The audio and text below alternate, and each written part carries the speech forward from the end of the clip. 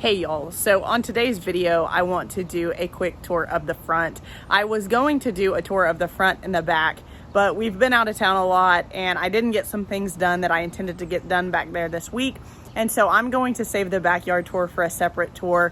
The backyard needs to be mowed and everything as well, and so we'll just do the front tour for this video and then show you the back probably, I don't know, maybe next week.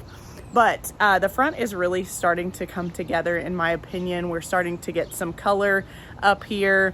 There was a kind of a lull there for a little while when I took out the pansies, and obviously the tulips were done blooming. So I've planted some summer annuals and I planted pentas. I planted a mix, some red, white, pink, lavender-ish, and I'm not really sure what I think about some of the red pentas, but it's looking okay. So I'm really happy so far with the Mr. Goodbud Sedum, and the birthday party sedum really hasn't started to bloom quite yet. It's just a little bit behind, but everything up here is doing really well, minus the Helen von Stein lamb's ear that I lost out by the street. It's kind of a tough spot. It's angled, it's sloped, and then it's a really hot spot with hot afternoon sun. But anyways, let's just flip my camera around and we'll take a look at everything going on in the front. So I'll do kind of just a quick pan.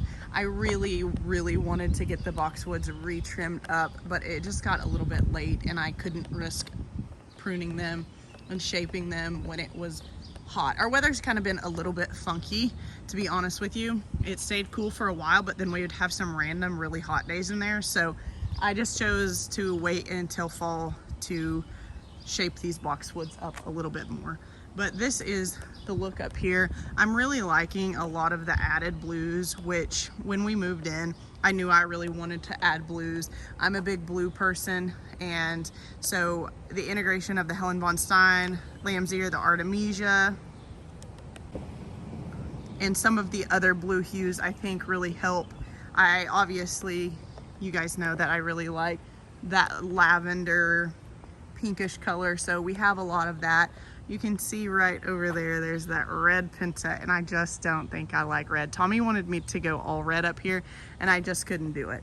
But this is kind of my color palette jam right here. You can see that this is starting to fill in. I cut back the salvia pretty hard, so the salvia should be getting ready to burst into bloom. It's been really hot, and they typically thrive in pretty hot weather. So the catmint right here, this is a pink variety. I can't remember the exact name, and I went back and looked before this video and I just couldn't find it, but it is a pink variety, and you can see that there's some honeybees on there. I'm hoping that those honeybees are mine. They probably are. But here's actually a better look at the salvia. So that's that pretty color, and then I have some purple echinacea, some purple coneflower there, and when those start to mature in size along with the salvia right here, I think it'll really bring that really pretty purple color in that I've been missing up here. If you're looking for a sedum that throws out the biggest bloom heads, get Mr. Goodbud Sedum. The honeybees also love the Mr. Goodbud. And it kind of has, it's a green, but in certain lights, it definitely has some blue hues to it, in my opinion. And so the Mr. Goodbud Sedum bloom heads are really awesome. It's a little bit taller of a sedum compared to the birthday party sedum that I have up here. But I also really like the birthday party sedum because it has that really pretty lime green color, and the edges are just a little bit red, and the bloom heads I suspect will be roughly close to the same size as the Mr. Goodbud.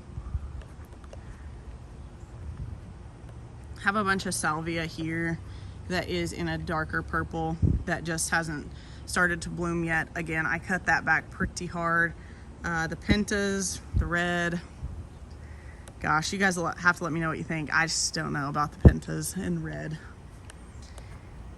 The transplanted yews over here are doing pretty well. I need to actually get out the water hose and get some of those watered as well. We Did not redo the sprinkler system up here because we didn't rip up the artificial turf that is here. Actually, let me just flip my camera around and give a little backstory for those of you that may not know. When we moved in, we put in the edging, we put in the pathways. The artificial turf was already here, and we opted not to remove the artificial turf. We thought about it, we played around with it, but we didn't end up doing it, and that was simply because the trees in this front yard are very large and mature, and we really couldn't efficiently, without getting into a lot of roots, redo the sprinkler system up here to accommodate for the grass. So this sprinkler system does an okay job, but there's a lot of plants that are in the way of the sprinkler heads. If we would have redone this, we would have put the smaller pop-ups everywhere like we have in the backyard. Those work really well.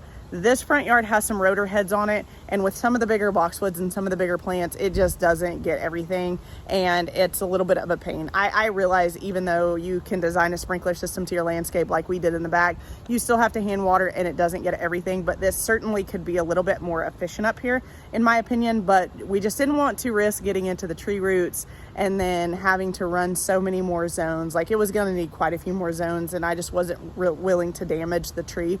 So our tree in our front yard is about 100+ year old oak tree, and it has some pretty decent storm damage from the big ice storm 3 or 4 years ago, and just didn't want to do any more damage than was necessary. So that's the story on that. And so because of that, I still do quite a bit of hand watering up here, and I do really enjoy hand watering, but not when it's 105 degrees outside. So these are some transplanted yews though that I have been watering very deeply every other day because it's been getting hot enough here to where that is needed. The little lime hydrangeas, love these. It really pulls out that lime green color that I have in the back, and really the only color that I don't typically like in a landscape is red, and so you won't see much red in any of my gardens, but you'll see lime greens, dark greens, definitely blues, and that's I like pinks mixed in with those colors, and that's kind of the extent of my color palette. And then I experiment on color with annuals, but little lime hydrangeas, really great, 3 to 5 feet tall and wide, very manageable size wise, blooms on new wood, so you can really cut them back and you can keep them in size check while not risking your blooms.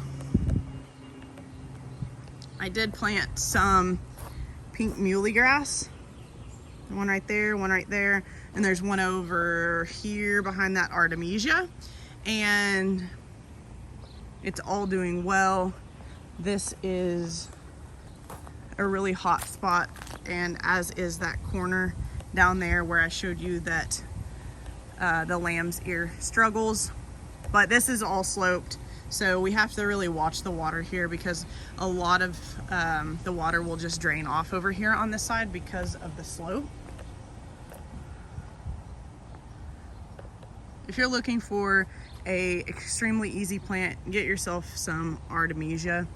I'll have to go back and look at the variety of this. It will get really large, but I cut it back hard every single year and it comes back like a champ. We had this type of artemisia at our old house, and I decided to plant it here. You can buy a very small plant and it grows into a very large plant rather quickly. So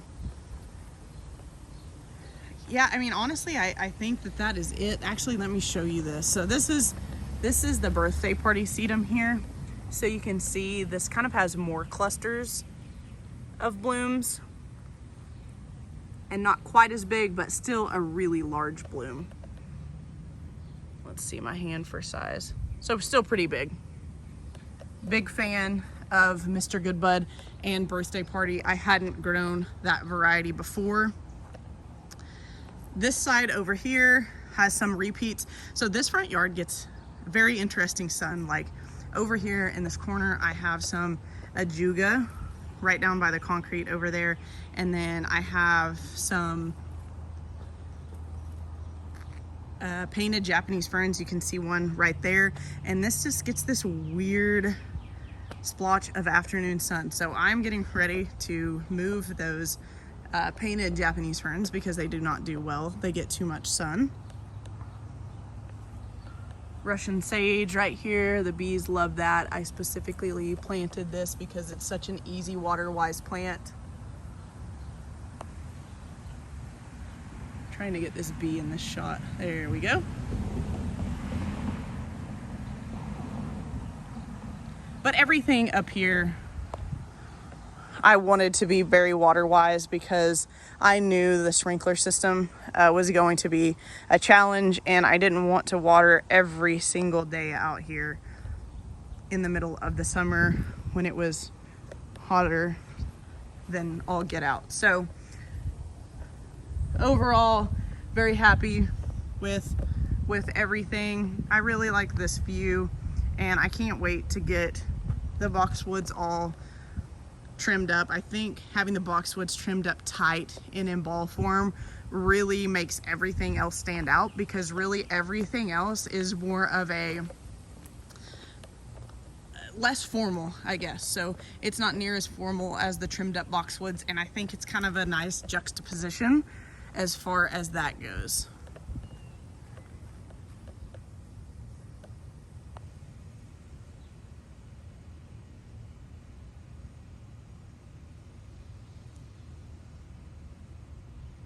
There's also a little spider on there, a little white spider you can see there. But yeah, maybe these are my bees. I would be willing to bet that they are. I will say, since getting bees, my tomato production from last year has gone up. I've got so many tomatoes I can't even hardly pick them all. So, perks of having backyard bees. But anyways, that is all I have for you guys. I am going to get some of this watering done, and then I'm going to go inside and cool off and find something to eat for dinner. So thank you guys so much for watching. We'll see you in the next video. Bye.